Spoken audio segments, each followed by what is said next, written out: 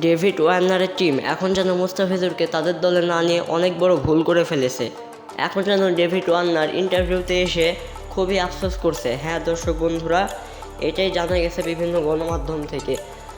David Warner বললেন যে মুস্তাফিজুর যে এতটা সেরা পারফরমেন্স করবে সেটা আমরা বুঝতে পারি নাই, কিন্তু মুস্তাফিজুর কিন্তু সামনের বছরে অর্থাৎ পেছনের বছরেও কিন্তু মুস্তাফিজুর সেরা পারফরমেন্স করেছিল।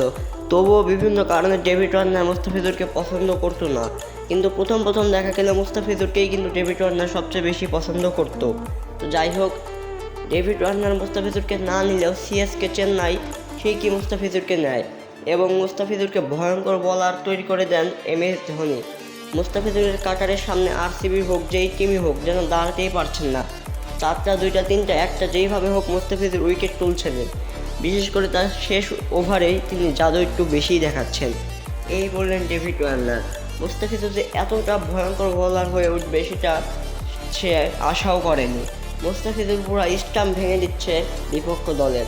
অবশ্যই আমরা হায়দ্রাবাদের সাথে হারতাম না যদি আমাদের বলাররা তৌহিন হতো, কিন্তু মুস্তাফিজুরের মতো বলার নেই, সেটা আমাদের আফসোস। পেয়েছিলাম কিন্তু হারিয়ে ফেলেছি।